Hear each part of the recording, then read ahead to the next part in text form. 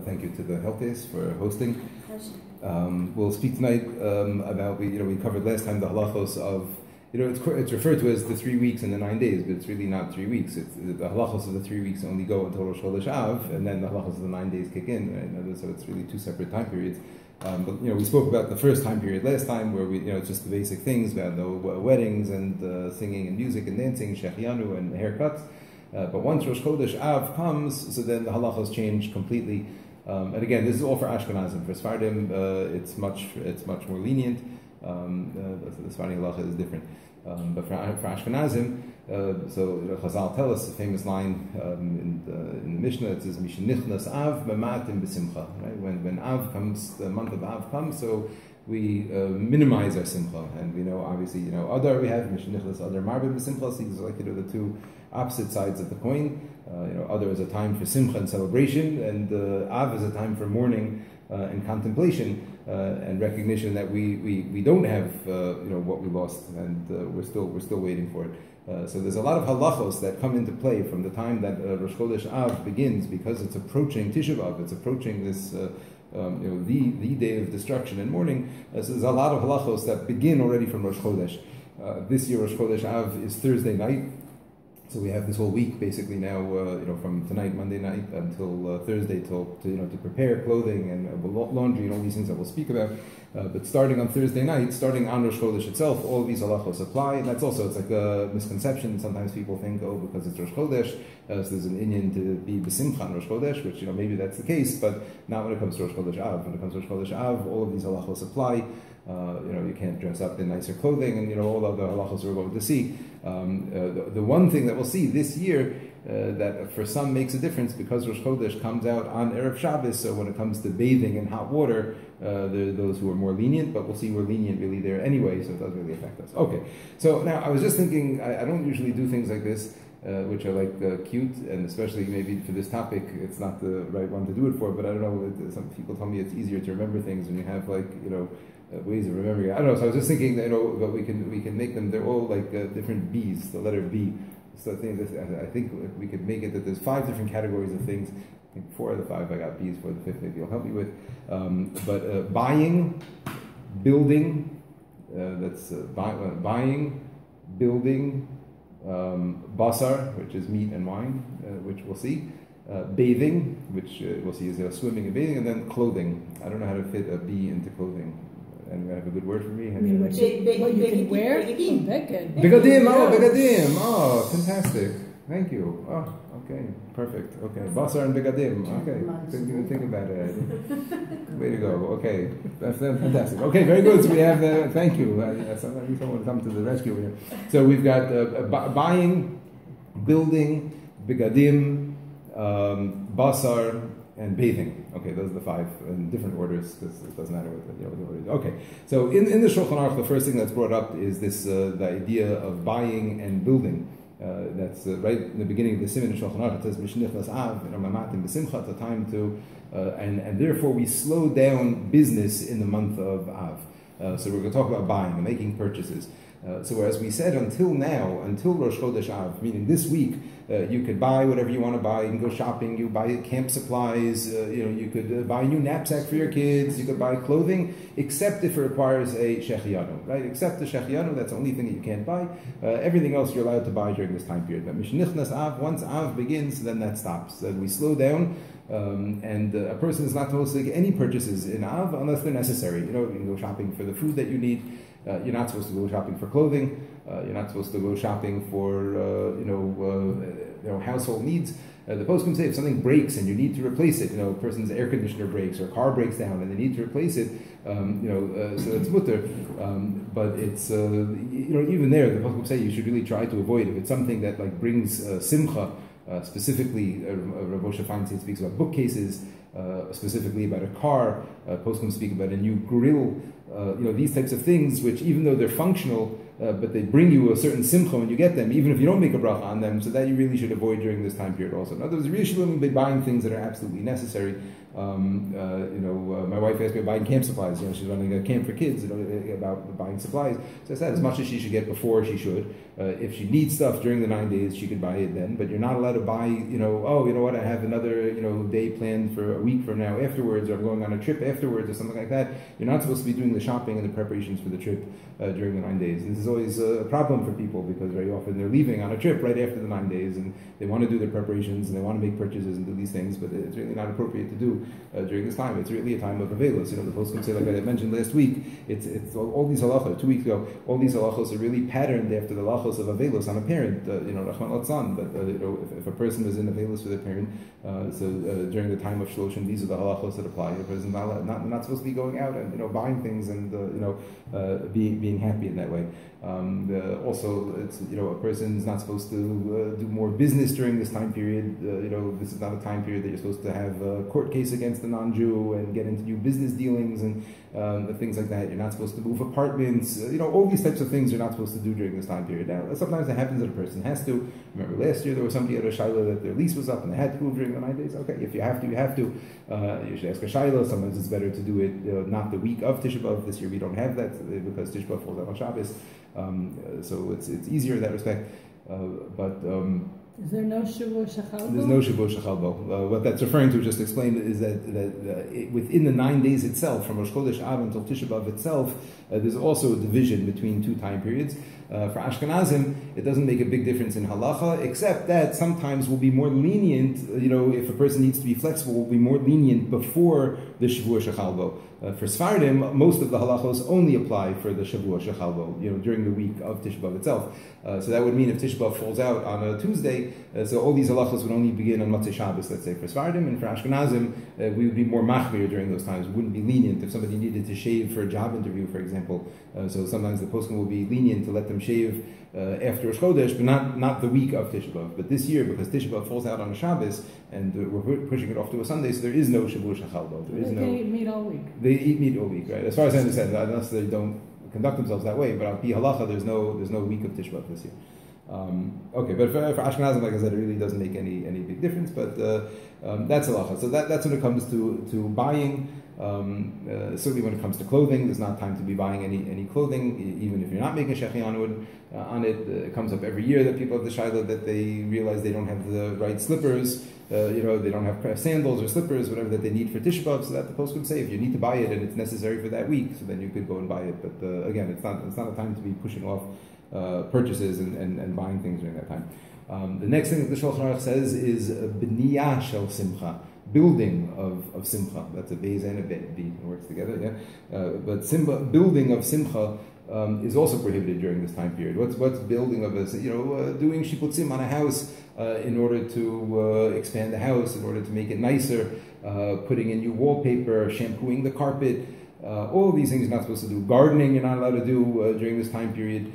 Basic maintenance you could do. In other words, if something that things shouldn't get ruined or something like that, you're allowed to do. But let's say I don't know what they do here, but let's say in Chutz La'aretz, there would be like a gardener would come around and let's say every week would come and do a basic tipul. But once every 6 weeks, once every 2 months, you would do a much more intensive tipul and do much more weeding and cutting back the hedges. So that you shouldn't do during the 9 days. In other words, to do the regular watering the lawn or whatever the basics you could do. You should not be doing like a major gardening tipul.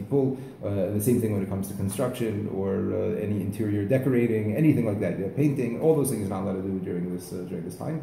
Because these are all things that bring a person simcha, they bring a person the satisfaction and a happiness and a sense of moving into a nice house, etc., which is beautiful. But we don't have a basic mikdash. We should not supposed to be enjoying these things during this time period. Again, maintenance is mutter, but landscaping, all those types of things you're not supposed to do. Basic cleaning up of the floor, sponging, and vacuuming and stuff like that you could do. But again, like getting the carpet shampooed or something like that, something that's like a more intensive tipul in the house that you're not allowed to do during this time period. Okay, so that's buying and building. Okay, so now we'll go to bigadim, which is clothing. And there's a number of halachos here that apply to clothing, which are different from any other time the rest of the year. And it goes as follows. So three different areas. One in terms of purchasing new clothing. So you said that you can't be buying new clothing anyway. Any type of begadim, any even undergarments you're not supposed to buy during this time period. If a person doesn't have, it's better for them if they run out of clothes or something. It's really better for them to borrow from other people if they can, rather than to purchase new. In addition to buying new clothing, there's two other areas of halachos here. One is in terms of doing laundering clothing, even if you're not going to be wearing it. And then wearing clothing that was freshly laundered, even if it was laundered from before the 9 days. These are both usher separately. Doing laundry is doing something that's like distracting, and it's involved, and it's like a simchatic thing to have clean clothing. And this does not only apply to clothing. This is also linens and towels and tablecloths and everything that you have. A person is not allowed to launder during this time period. Even if you're not going to use it until after Tisha B'Av, even if it's done by a non-Jew, taken out of the house, or let's say a person has a non-Jewish person comes into the house and just tidies up and cleans and puts in the laundry. So during the 9 days, you have to stop them. You have to tell them not to do the laundry during this time period. Even if you're not asking them to do it, they're just going to do it on their own. So you have to stop them from doing laundry during this time period. If you gave clothing in, let's say, to the dry cleaner before Rosh Chodesh, they're allowed to do your laundry during the 9 days, but you shouldn't pick it up during the 9 days. In other words, you know what I'm saying? You don't have to stop them from doing. Let's say you gave them a huge amount of laundry. Let's say your taka going away right after the 9 days. And you have a huge amount of laundry before. So your plan is that you'll wear whatever you're going to wear for the 9 days, and then everything else that you have, you're going to travel with. So you bring everything to the dry cleaner in Mamish Erev Rosh Chodesh. There's no question that for a day or two of the 9 days, they're going to be doing your laundry in their shop. That's fine. As long as it's not in your house and you brought it to them, they're doing it on their own. That's mutter to do. But you can't. Israel, like in America, so Oh, I see. If it's Jews. Okay. I was talking about non-Jews. Okay, 1 second. I don't know, but maybe for a Jew, if it's his business, it's mutter. Okay, I don't know. That's a good question. I don't know. I'm not going to do it, but I hear what you're saying. Yes, yeah, I know what you're saying. No, for sure not. No, only non-Jews. What am I saying? No, only non-Jews. Only halacha non-Jew. Only non-Jew. Only non-Jews. You may not give this. When I'm talking about giving your clothing to a dry cleaner, I'm talking about a non-Jewish dry cleaner. Not a Jewish dry cleaner. You can do. So I'm saying you may not. No, in Israel this would not apply. If you have a Jewish Israeli dry cleaner, you may not bring your clothing to him before Rosh Chodesh if you know he's going to be doing it on the 9 days. Oh, okay. No, that's what I did. Yes. Oh, okay. Yes. The halach of a non-Jew. A non-Jew may do. I got confused for a second, but I thought otherwise. No, that's good. Okay.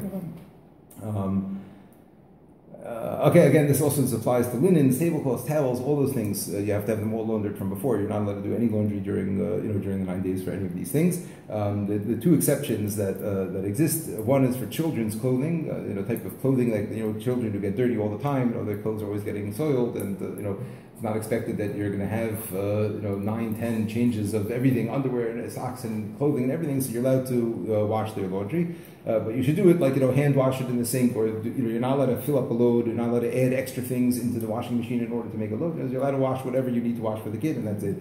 Same thing if a kid, like, if they have an accident and their sheets are wet or something like that, so you're allowed to wash that, but you're not allowed to load up you're not allowed to fill up a whole load and put it all together. You can only wash what's necessary. And so too, it's a mitzvah. If a woman would need to wash a white beged for Shiva Nekiyim, for Hilchos Nida, so that she's allowed to do that also. Those are the only exceptions, only for children's clothing, or cloth diapers. I don't know if anybody even uses cloth diapers anymore in the world, but well, at least Her husband was wearing them. Well, yeah, I think I was also but I don't think they need so much paper. Cloth diapers. That's what I use. So that's so now you would be allowed to launder during the 90. That seems strange, huh? That's a lot of pieces. They didn't come back. We're doing it again. The laundry. Okay, so you can't do the laundry, and that's holding also in terms of sheets and stuff. So also. Yes, you have to do it all from before. You can't. No, I'm talking about using. Oh, so we'll talk about it right now. So now, in terms of wearing freshly laundered clothing, so here the halakha is as follows. It really comes like this. In the times, olden days, where their laundering methods were not as advanced, let's say, so this halacha didn't apply. The halacha really is that you're not allowed to wear new clothing during the 9 days. However, the poskim will say that because as laundering progressed and pressing and all of these things progressed, nowadays when you get your clothing back from the cleaners, where you do your laundry and it's folded and it's as good as new, right? As, what we would say, it's as good as new. So our laundered or pressed clothing is the same as their new clothing was. So whatever halachos apply to their new clothing apply to our clean clothing. Okay, so that's where the halacha comes from. So therefore, the halacha is that a person is not allowed to wear or use, again, we're talking about towels or linens or tablecloths, sheets, any of these things, freshly laundered stuff, freshly laundered clothing or linens, and etc. And so what that means is that anything that you want to be using during the 9 days, not counting Shabbos, we'll talk about Shabbos in a second, Shabbos is separate, but anything that you want to use during the 9 days, clothing, sheets, towels, tablecloths, etc., should be used before Rosh Chodesh. Meaning, starting now, or anytime this week that you want to, you have whatever number of shirts, whatever number of things that you're planning on wearing or that you would wear over the course of 9 days, again, not including Shabbos. So you should wear them for, some time now at home, a half hour, whatever, go around, do some laundry, do something in that shirt, then change that shirt, put on the next shirt, and, go around. So basically between now and Rosh Chodesh, you have an opportunity to wear and to use all of these things. That's basically what we do, let's say, when it comes to hand towels. We have however many hand towels that we have in the house. So we just basically bring out a stack and put it by the sink, and anybody who washes their hand, they'll just use one towel and then put it back in the place where the towels go. So it's already been used once. It's not, it's not fresh. It's not freshly clean, but it's not soaking wet either. And then you have a stack of towels that are available for you to use during the, during the 9 days. That are available to you, but it's just something a person has to try to keep track of. Especially, let's say, when it comes to towels, sometimes there are things that can get used up very quickly, and it could be that you don't have enough towels to to last the whole week. You just have to kind of plan in advance and make sure that you have available what you need. Same thing when it comes to linens. You're really not supposed to put on fresh linens, and this even on Shabbos. We'll talk about Shabbos with clothing in a second, but when it comes to linens, the Poskim come say even on Shabbos you should not use fresh linens. So that also, so it means, let's say you can, make your sheets with 2 or 3 bottom sheets on, and then, sleep on it one night, and then peel off one bottom sheet, and then sleep another night, and then peel off, whatever, what I'm saying, just however you want to use a few sheets in advance so that you have it used, and that you can just put it back in your closet and then use it during the 9 days, and you're not using it fresh for the first time. Understand what I'm saying? Can you just change your sheets on Wednesday, and then they're good for Well, if you want to use it for the whole time like that, I don't know. Sometimes I say things like that. People say, "Well, you don't change your sheets every 2 days." So I was taking the chance that there are people who are more hygienic than I to do that. But okay, that's. What about? I have a guest coming from Chutz La'aretz Thursday night. What's mutter? Anything you're using for a guest is mutter. I was going to say, yeah, you're allowed to put out. Yes. Anything you're putting out for a guest is permissible. The sheets, towels, any of those things is permissible. So the guest can use all. It's mutter them to use it. Yeah, that's permissible. Yes, thank you for mentioning that. Yeah, if anything like that is mutter. Now, the post can say, let's say you didn't use something before Shabbos, you didn't have, before Rosh Chodesh, you didn't have a chance to. So you have two options. Although this year doesn't help so much. Option one is to use it on Shabbos. On Shabbos you're allowed to. Although they say by linens you shouldn't use it, but let's say by towels or clothing. So on Shabbos you're allowed to change clothing. Again, you're not allowed. You shouldn't say. You're not allowed to say I'm doing this in order to get ready for the 9 days, because you're not allowed to prepare for after Shabbos on Shabbos. But you're allowed to do it. So on Shabbos itself, you can change clothing if you like. Now, this year, the way it happens, Shabbos is way at the beginning, way at the end, so it doesn't really help you for most of the week. In other words, sometimes you have Shabbos as like a way station in the middle, so you have enough clothing for 3 or 4 days, and then you have Shabbos to wear a few different clothing. And you have enough clothing for another 4 days. But, okay, anyway, that's the idea. So both Shabboses you can wear. Both Shabboses you can wear new clothing. Yeah. I'm saying that the second Shabbos this year is Tish B'av itself, but the halacha is the same. On Shabbos you're allowed to wear freshly laundered clothing. And there was one other exception I wanted to say. Not an exception, but I'm saying so the 2 things you could do if you didn't wear it in advance. So you said one thing is you could wear it on Shabbos. The other option that you have is to put it on the floor for a minute. Put it on the floor, kick it once or twice. You mess it up a little bit, get it a little bit dirty, a little bit dusty, a little bit not so freshly laundered looking. And this I heard from Zev Leff and others, who say that's okay to do. So it's better to wear it in advance, and that way you're covered. But if a person didn't, and there's clothing that they need to wear, so then they're allowed to put it on the floor, and, kick it around and do something like that, and that kind of breaks it in, and then they're allowed to wear it. Okay, there's another halacha when it comes to clothing. even if it's not brand new, even if it's not freshly laundered, and you didn't launder it on during the 9 days, but you're not allowed to wear Shabbos clothing at all during the 9 days, except on Shabbos, according to our custom. But not according to everybody. But this is also, it's a halacha of avelos. This is a time of mourning. It's a time of being, showing that we're downtrodden and sad. And a person dressing up in a nice suit or a nice whatever dress, and looking all fancy. So that's not appropriate during this time. It's not an appropriate way to be exhibiting ourselves and showing ourselves. So using Big Day Shabbos is prohibited during this time. So even if a person has an important meeting, or they're going on a date, or an interview, or whatever. So again, these are shilas depending on how serious the situation is, and depending if it's during the week or not the week of Tisha B'Av. If poskim would be lenient, that would you'd ask on a case by case basis if the person finds themselves needing to wear Shabbos clothing during the 9 days. But under normal circumstances, you're not allowed to get. Let's say you're going to a friend's bris or something like that. So normally you would want to get dressed up so pretty because you're going to have pictures over there. So you're not allowed to do that during the 9 days. You can't wear Shabbos clothing. You can dress nicely. Somebody asked on the WhatsApp group. They said, can they wear nicer clothing on Rosh Chodesh? So I said, well, you can't wear Shabbos clothing. If you have clothing between regular and Shabbos, then you can do that. I don't think I have anything like that. But that would be permissible to do. But Shabbos clothing is prohibited to do. Okay. All of this also only applies to outer garments, like the garments that are meant to be seen and meant to be shown. But let's say garments that are not meant to be seen, that are called Big Day Zeya, sweat clothing is what they're referred to, undergarments that are there, that are not, they're there to absorb sweat and not to be seen. So those are permissible. Let's say according to most poskim, there are people who are machmir on this also, but we are not. That's permissible to change. And again, you can't launder it. You can't wash undershirts and socks on the 9 days, but you can wear freshly laundered undershirts and socks during the 9 days. Any undergarments you're allowed to wear freshly laundered. You don't need to wear them in advance or rewear them, etc.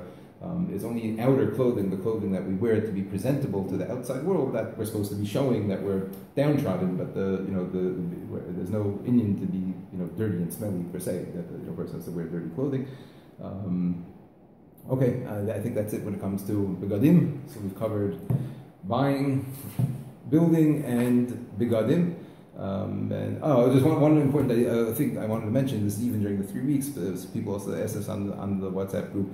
But mending clothing is permissible. In other words, even we said that you shouldn't get things altered during this time, and you shouldn't get things ready for use during this time. And during the 9 days, you're not allowed to do any sort of work like that. But let's say a person is wearing clothing that they're wearing, and a button comes off, or a seam tears, or something happens, and just do a minor repair like that, and sew it up. That's permissible to do. That's not considered to be a significant tikkun to do. Okay, that's when it comes to clothing. Next is basar v'yayin, meat and wine. So this is another thing we have during the 9 days, which for Sfardim also was only during the Shavua Shechalbo, the week of Tisha B'Av, which this year they don't really have. This is brought down. There's two inyanim behind this, two concepts, two reasons for this halacha, where we abstain from eating all types of meat, including fowl, chicken, anything like that, and all types of wine and grape juice, even if it's not intoxicating. And the reason is twofold. Number one, these are things that Chazal tell us that are, or Psukim even tell us, yain yisamach lavav enosh, that meat and wine make a person happy. They bring a person to a degree of simcha. And a person is an avelos, is not allowed to eat and drink wine because it makes them simchadik. And secondly, because the karbanos involved basar v'yayin, the karbanos in the Beis Hamikdash involved meat and wine, and we're mourning the fact that we don't have those karbanos anymore. So it's not appropriate that we should be enjoying ourselves with meat and wine when the Beis Hamikdash is desolate without it over there. So that's the halacha. The halacha is from Rosh Chodesh Av, with the exception of Shabbos, or this year, both Shabbosim this year. So with the exception of Shabbos, there's no eating meat or drinking wine. So just to go over the... Except. I'm sorry? Except what? At a siyam. Except at a siyam. Yeah, we'll go over a bunch of things. Yeah, we'll go over those exceptions, etc. in a minute. Okay, so first of all, as far as grape juice goes, we'll talk about wine and grape juice first. As what's allowed and what's not allowed. So first of all, anything that has a grape, natural, not if it's made from artificial flavor, obviously, But anything that's made from real grape, even if it's not grape yagafen, let's say you have a cup of seltzer and you just put in like a shot of grape juice, which the bracha will still be shahakol, that you're not allowed to do.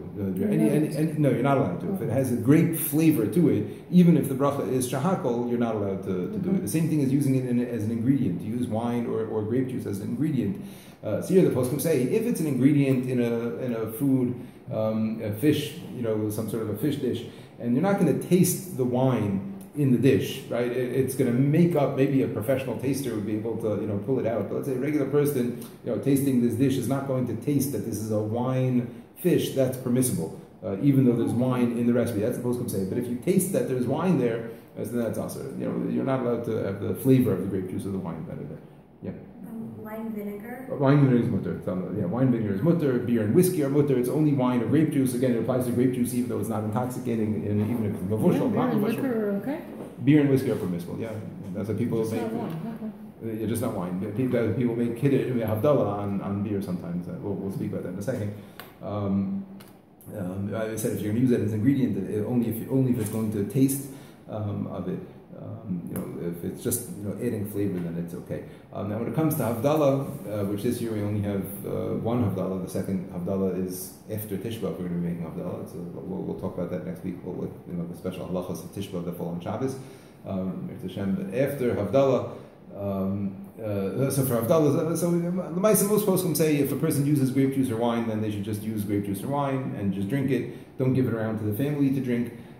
Some poskim say there's a certain age that a child is already educable higia lechinuch for brachos, which means that like you can make a bracha and he'll drink, but not yet higia lechinuch for the churban bayis. Like he doesn't really have the concept of the Beis Hamikdash and what we lost.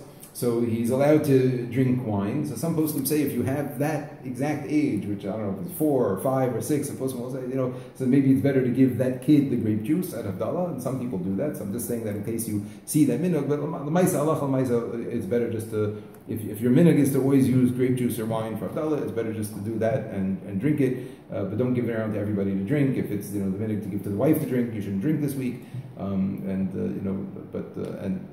And maybe not to drink the whole cup, just to drink the amount that's necessary. But you could drink the grape juice. Yeah. I thought it was a minhag for a wife never to drink. So that's a question. There's some who say that that's based on a misunderstanding of something, that it's going to grow a beard. Is that where you heard it from or no? Some people say that if you drink Havdalah, okay, there's a little bit of a. It's not true. It's not true. There's nothing wrong with you drinking from the kosher bracha, and on the contrary, it's a mitzvah to drink from a kosher bracha, from a kiddush cup, and that's no different by Havdalah. And that where it becomes confusing is like this. There's some Zohar, Kabbalistic passage that speaks something about women drinking wine at Shalosh Shudis and growing a beard. Something about that. There's like some Indian of wine at Shalosh Shudis being not a good thing. And there's also an Inyan that the poskim discuss about women making Havdalah for themselves and women making B'rei Meriah Eish and these types of things. So these Inyanim kind of got confused together, and so a lot of women think that if there's no man around they shouldn't make Havdalah, which is wrong, or that they shouldn't make B'rei Meriah Eish or that, which is also wrong. And a lot of people have this misconception also, which I'm not saying there's nothing to it for sure, because I know a lot of people have this. Hasidim, they have it, but from what I understand, it's based on like a mistaken. My daughters drink from the Havdalah every week, and if my wife would want to, she would. I'm saying, but it's not like certainly not a halacha. It's certainly not like a halacha. It's like a strange thing. But there isn't an Indian for a woman not to make Havdalah? There's an Indian for a woman not to make a B'rei Meriah Eish if there's a man available to make the bracha, because there's a question about it. But if there's no man available, then for sure a woman can make Havdalah. Available could mean, what does that mean? Neighbor. If you can, if you that's like if when we have a neighbor whose husband is away, so they'll come over to us for Havdalah. But let's say if I would have already made Havdalah, then she should just make it for herself. Yeah. At the seminary, if they have a Shabbos and girls are in for Shabbos without the staff, then they tell them to make Havdalah, and they do it. Everything. Okay. That's as far as wine and grape juice is concerned. That's okay. Now, as far as meat is concerned. Food cooked in a meat pot is permissible. In other words, if you made, you cook food in flesh and kale, even if it was a ben yomo or anything like that. In other words, it's not based on halachos of kashrus. However, food cooked together with meat, even though you're not eating the meat itself. Let's say you had a chalent and you had meat in the chalent, and now Shabbos is over, so you want to just serve the potatoes and everything else that you can't do. Something that was cooked with meat itself and has the meat flavor and the meat, grease and everything there with it, so that you can't do. When it comes to tasting food on Erev Shabbos, you're cooking for Shabbos, and that's you're cooking fleishigs, and you want to taste it. There's an Indian to taste the food. Everyone knows this. An Indian to taste the food Erev Shabbos. The Chazal say Toamea Chayim Zachu. Those who taste Shabbos, so they're zoche to life. So they say that means the people who taste the food Erev Shabbos to make sure that it's good. So there's an Indian to do that. However, this week they say you shouldn't, especially shouldn't swallow it. If you can taste it and spit it out, which if people can do that, then they could. But it's really better not to. It's really better not to swallow the food and to taste it. This Erev Shabbos, because again you're not allowed to be eating the meat. You're allowed to give kids Erev Shabbos fleishigs, if this is like their meal. In other words, let's say, Shabbos is late and the kids are not going to stay up for the meal, they're not going to really eat at the meal, they eat earlier, so you want to give them, chicken soup and a piece of chicken or something like that, while your husband's at shul, or, they have to, something along those lines, and it's mutter. But if you're just talking about like having food available for your kids, I know we do this at home very often, my wife will make extra schnitzel, and extra stuff, that we have that around on Friday afternoon for the kids, that's not allowed. It's just, just for them to eat fleishigs. Because that's what's available. If this is their seuda, this is when they're eating their fleishigs for Shabbos, even though it's not technically Shabbos yet, but for kids that's mutter to do. For grown-ups it's not, but for kids you could let them do that. Shabbos leftovers are aser, even though it was made for Shabbos, you're allowed to eat it on Shabbos, but you can't eat it afterwards. However, a shalashudis, as long as you're still in Shabbos, you're allowed to eat meat if you want to. Let's say this year, on the first Shabbos, second Shabbos, you have to stop already by Shkia for Tisha B'Av. But the first Shabbos this year, so you can have fleishigs at shalashudis if you want, and you can extend that meal, late into the night, as long as you're still going to say Ritzei and benching, which means you're still in Shabbos, you're not doing malacha, you're keeping Shabbos, you're allowed to eat meat as long as it's Shabbos. But as soon as you say Baruch Hamavtu min Kodesh L'chol, so then you have to stop eating the meat. You're allowed to eat meat at a Sudas mitzvah, so certainly if there's a bris or something, official Sudas mitzvah, a siyum. The truth is, when it comes to siyumim, there's a different poskim of different, opinions about it. But Allah L'maisa, the minig is that people are lenient, and people make siyumim and have meat. But I was speaking to somebody about it just recently. It's not a mitzvah to have meat at a siyum. Sometimes people look for the opportunity to have a siyum, to have meat during the night. It's not like a mitzvah. Even if you're making a siyum, it's not a mitzvah to have meat there. It's a heter if a person wants to, but it's not. Okay, that's the story. Okay, so we've covered now buying, building, begodim, basar v'yayin, and we're left with bathing. Bathing is the last one, the last bit, which is during this time. Again, because it's a time of mourning, a time of sadness. So one way of reflecting that is by not having bathing of simcha, not doing any sort of water activity, bathing, showering, swimming, anything that I'm doing for pleasure, that I'm doing, because it's enjoyable, right? A person takes a shower, they're showering because they're not clean, or they smell, or they're sweaty, but it's also enjoyable, it's also pleasurable to stand under the water and stand there, right? So that's not allowed. So we'll see that showering and washing for cleanliness purposes, for hygiene, for cleanliness, and to keep oneself clean, that's permissible to do. But showering for enjoyment, bathing for enjoyment is prohibited, right? So what does that mean? Halach l'maisa. A person who showers just every day because that's just what they do. So they can't just shower every day, during the 9 days. If a person is sweaty and they're dirty and they feel unclean, or the hair is gross, they don't feel right. So the halacha is they're allowed to shower. We'll talk about how in a second. But just showering is a matter of course, because that's what a person does. So you're not allowed to do. You're allowed to shower if you need to. Because it's not a mitzvah to be dirty during the 9 days.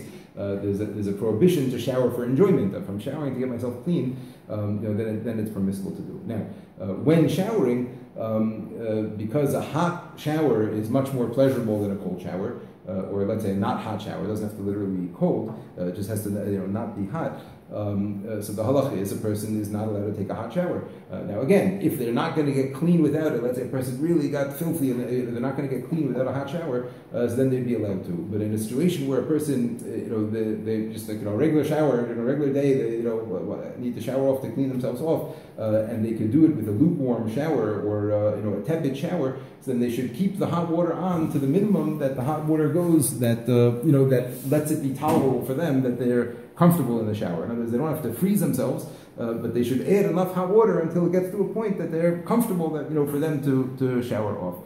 Same thing when it comes to using soap and shampoo. And the poskim say you should use soap and shampoo to the extent that it's necessary. I think most people nowadays, when they shower, most times they use soap and shampoo, and probably won't feel so clean, if they wouldn't. So if that's the case, that's what they can do. But again, only to the extent that it's necessary, and not to stand in the shower any longer than necessary, and for any enjoyment and relaxing. That you can't do. To shower off, to get clean, and use whatever soap is necessary, a person's allowed to do. But not more than that. L'chavot Shabbos. So this is a big question in the poskim. It's also something that is different between different minhagim between Eretz Yisrael and Chutz La'aretz in America. So Moshe Feinstein Zatzal was lenient here. He was lenient when it came to showering with hot water and shampoo and everything l'chavot Shabbos. So this year, because I mentioned Rosh Chodesh comes out on Erev Shabbos, so I think even in Eretz Yisrael the poskim here are lenient this year on the first Friday to shower with hot water. But let's say for the second Shabbos, which is just a regular Friday during the 9 days, I think in Eretz Yisrael a lot of people will, they'll shower, but they won't use hot water and they won't use shampoo and soap. But in Chutz La'aretz, in the Psak of Rav Moshe, and this is what what we do. When I say we, I say people from Chutz La'aretz by and large who follow Rav Moshe Feinstein and these types of things. So we do shower Erev Shabbos with soap and hot water. Whole body all at once. Whole body all at once with hot water and everything. But again, not to enjoy it, not to stand in the shower and enjoy it, and relax in the water, but shower in order to get clean. But to shower with hot water l'chavot Shabbos. I have seen it's mitzvah every week to shower in hot water. Even if a person, let's say they're really hot and they just want to take a cool shower in Erev Shabbos, is a mitzvah specifically to bathe in hot water l'chavot Shabbos. It's a specific mitzvah. So that for that reason, Moshe held that a person should do so even during the 9 days. Now, when it comes to swimming and other types of water activities, then again, certainly should all be avoided. That's all considered to be bathing for pleasure. That's all considered to be, just enjoying oneself in the water. So that's also to do. If a person needs to swim for health reasons, they should ask a shaila on a case-by-case basis if it's necessary to do during the 9 days.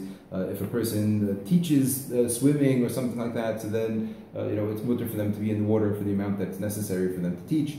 A lot of camps, that's what they'll do. They'll have only instructional swim during the 9 days, which again, it's let's say camps have to rely on what they have to rely on. But if a person would ask me, is it preferable during this time if they have swimming lessons or something like that? It's an enjoyable thing just to go in the water and to be there. It's fun to do. So it's certainly better to avoid if a person can. During the 9 days. But again, if it's for health purposes or something like that, the person should really ask a shayla on a case-by-case basis. Just a couple of other things that's on the topic of bathing. So we mentioned last week that already from the 3 weeks cutting hair is prohibited, but we mentioned that for women, tweezing and electrolysis and hair removal other than cutting on their head, is permissible. When it comes to cutting nails, the poskim say that a person shouldn't cut their nails during the 9 days except l'chavot Shabbos. It's also something that a person you feel clean and you feel put together when a person's nails are cut. So a person should then cut their nails before Rosh Chodesh, but during the 9 days, if not l'chavot Shabbos or a woman who's going to the mikvah, so a person shouldn't cut their hair, shouldn't cut their nails, shouldn't get a manicure. Certainly during the 9 days, it's not not an appropriate time. I didn't mention this. I'll just mention you can't get a sheitel cleaned during the 9 days. That's similar to doing laundry, getting a sheitel done, washed and set or cleaned, anything like that. Okay, I think that basically covers it, right? Can you just clarify? I'm sorry, I didn't hear the cutting of the nails. So Friday you could cut your nails for Shabbat or not? You cut your nails on Shabbos, yes. Yeah. What about young children who are happy to be in the bath and they want to play? No, okay, kids. Yeah, I'm sorry, kids you can bathe every day. I'm sorry, kids. Yeah, you can let a kid play in the bath also. You can let a kid. Like a little kid. Chilling out. Yeah. Kids are allowed to play. Yes. Yeah. I'm sorry, I should have mentioned it. Yeah, there's no halacha of chinuch on avelus. We don't like we don't. There's no halacha to like be mechanech a child how to mourn. Even if a child loses a parent, the halachas are different of what we require a child to do or not. So the children are not really required in these things. But once they get to a level that they can understand the churban and they can understand that it's supposed to be a sad time and they can understand that these are things, so then there's an Indian to teach them about these things. But as far as allowing them to play in the bath or something like that, it's mutter to do. Does that apply to taking them swimming? You shouldn't take them swimming during this time. That's like taking them to go do something that's like that's the fun to do that they shouldn't be doing. I don't think you should take them swimming. Okay, stop and return next week. We'll talk about halachas of Tishba and getting ready for Shabbos and Tishba. So next week.